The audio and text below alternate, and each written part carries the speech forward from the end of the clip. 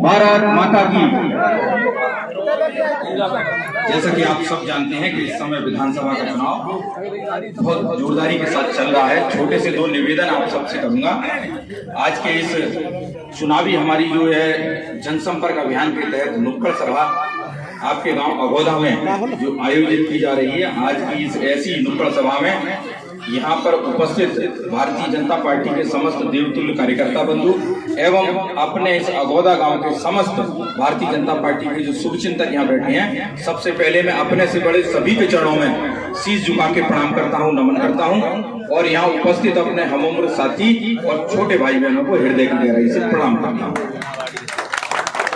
तो निवेदन से पहले, चूंकि मैंने आप सबको बहुत लंबे समय से भारतीय जनता पार्टी के लिए संघर्ष करते हुए देखा है। सन 1991 में पहली बार मेरे पिता प्रोफेसर केपी सिंह यहाँ से चुनाव लड़े थे, तब से मैं आपको लगातार संघर्ष करते हुए देख रहा हूँ और आपका संघर्ष 2017 में कामयाब हुआ और यहाँ पहली बार भारतीय जनता पार्टी का कमल खिला और यहाँ भारतीय जनता पार्टी का झंडा जोरदारी के साथ इस जसराना में लहराया। तो यह कमल इसी प्रकार खिलता रहना चाहिए। भारतीय जनता पार्टी का झंडा इसी प्रकार जोरदारी के साथ जसराना में फहराता रहना चाहिए, क्योंकि पुराना कालखंड हमने देखा है 17 से पहले का। यहाँ जीना दूभर था।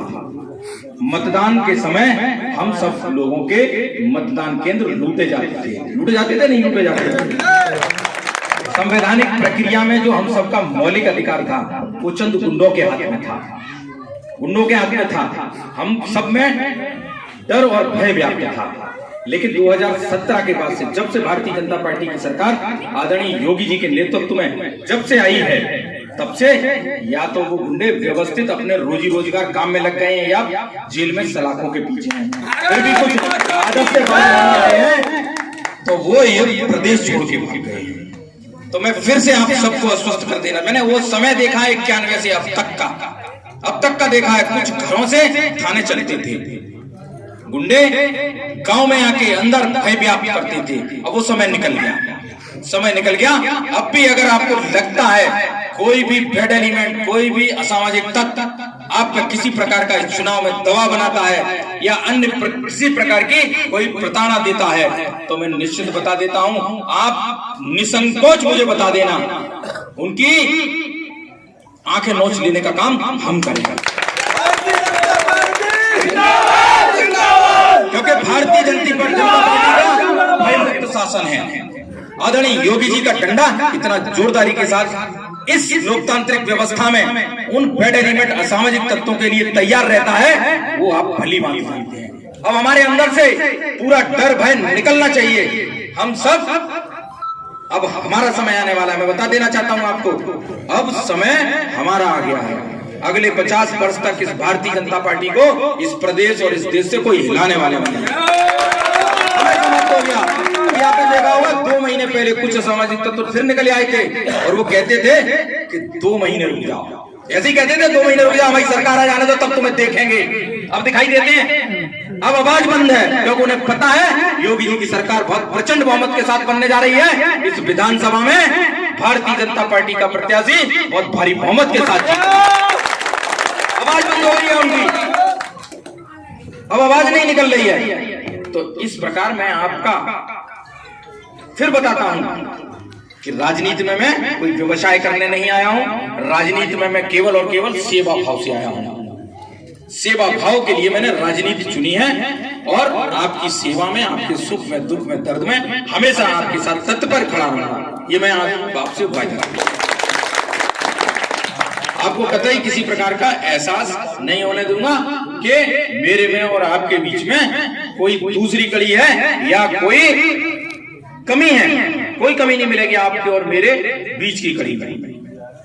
आप निश्चिंत होकर इसी प्रकार भारतीय जनता पार्टी की सरकार, जो कि मतलब किसी व्यक्ति विशेष, भारतीय जनता पार्टी किसी व्यक्ति विशेष, जाति विशेष और धर्म विशेष का राजनीतिक दल नहीं है।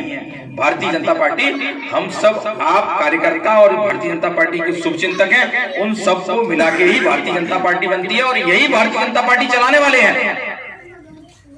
आपकी आवाज कभी दबती नहीं है, आपकी आवाज ऊपर तक पहुंचती है, उस पर निश्चित ही संज्ञान लेकर कार्रवाई भी होती है और आपकी आवाज को नकारा नहीं जाता, उसको स्वीकार किया जाता है।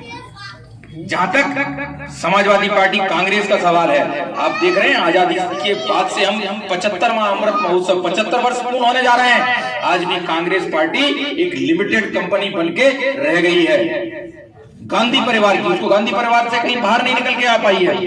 जवाहरलाल नेहरू जी, इंदिरा गांधी जी, राजीव गांधी जी, सोनिया गांधी जी और संजय गांधी जी बीच में रह गए। फिर उसके बाद राहुल गांधी जी, अब आ गई है प्रियंका।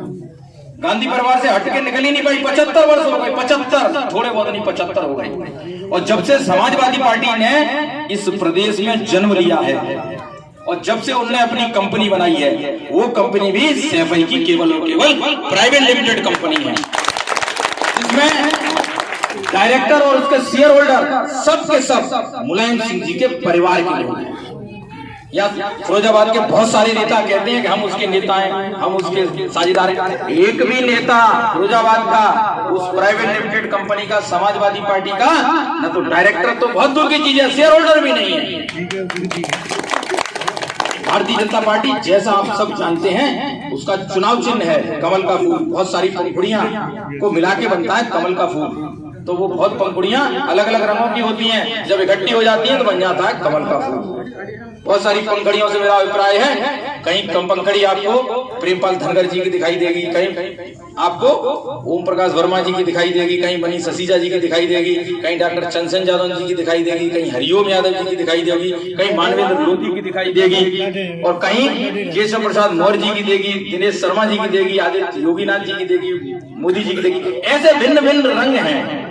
प्रोफेसर एसपी सिंह बघेल साहब की पंखड़ी दिखाई देगी, आदरणीय केशव प्रसाद मौर्य जी की देगी। तो इन भिन्न भिन्न रंगों को, पंखड़ी जो होती है उनको फिर मिला के एक रंग बनता है, कमल का फूल का नहीं बनता, एक रंग बन जाता है।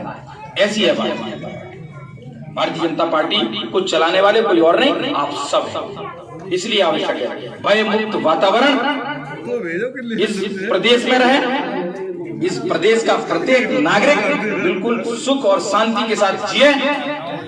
भारतीय जनता पार्टी पूरे राष्ट्र का चिंतन करते हुए इस प्रदेश का नागरिक, इस देश का नागरिक कैसे सुरक्षित रहे, कैसे वो आम जीविका चलावे, इसको ध्यान में रखकर काम करते।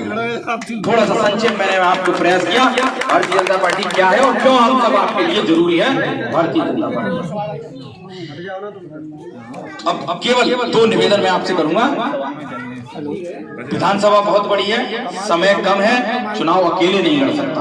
आप सब अपने आप को मानवेंद्र प्रताप सिंह लोधी समझते हुए, आप सब अपने आप को भारतीय जनता पार्टी का प्रत्याशी समझते हुए, आज ही से नहीं, मतलब आज तो मैंने निवेदन लेके आया हूँ, आज गांव में आया हूँ, जोरदारी के साथ चुनाव में लग जाएं। और मुझे मालूम है कि मेरे बिना निवेदन किए ही, क्योंकि निवेदन मैंने आज किया है क्योंकि आज आपके गाँव में आया हूँ, मेरे बिना निवेदन किए ही आप सबने चुनाव में जोरदारी के साथ लग गए हैं और चुनाव की कमान आप सबने अपने हाथ में ले ली है, क्योंकि यह उत्साह आप सबका बताता है।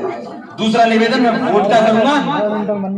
कोई यह चुनाव साधारण चुनाव नहीं है। इस चुनाव में आपके इस वोट से भारतीय जनता पार्टी की सरकार उत्तर प्रदेश में बनने जा रही है। साधारण चुनाव नहीं है, यह बहुत महत्वपूर्ण चुनाव है। जैसे हम सब आप घर में धार्मिक अनुष्ठान करते हैं, बड़े आत्मीयता के साथ और बड़ी अंतरात्मा से ईश्वर को साक्षी मानकर हम सब हवन पूजा करते हैं, और जब हवन हमारा पूर्ण होता है तो हमको बड़ी तृप्ति और संतृप्ति मिलती है, हम अपने आप को बहुत अच्छा सा महसूस करते हैं। तो इसी प्रकार का ये साधारण चुनाव नहीं है, महायज्ञ है। इस महायज्ञ में प्रतिदिन के हिसाब से आप अपनी आहुति रोज के हिसाब से देते हैं। उस आहुति से हमारा अभिप्राय है आप अपने भारतीय जनता पार्टी परिवार में नित्य प्रतिदिन जितना वोट का इजाफा कर सकते हैं, जितना वोट आप बढ़ा सकते हैं, नित्य प्रतिदिन बढ़ाते रहें। और जब यज्ञ पूर्ण हो, जब पूर्ण आहुति का दिन आ जाए, गोला चढ़ाने का दिन आ जाए, वो दिन आ जाएगा 20 फरवरी का, मतदान केंद्र पर पहुंचकर, क्योंकि वो यज्ञ आपके वोट से पूरा होना है, आपके वोट से पूरा होना है। जब